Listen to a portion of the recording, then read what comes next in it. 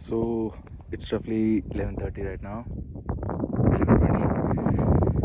Waiting for thermals to be formed, and एक बड़ी बुरी चीज़ that hurt my eyes I see is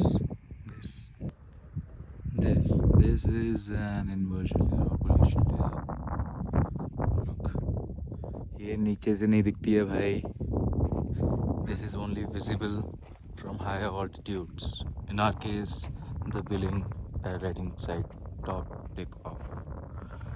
बिल्कुल ये देखो ऊपर आसमान. It's like a horizon for pollution. भाई इसमें flying conditions भी उतनी अच्छी नहीं बन रही हैं. क्या करें?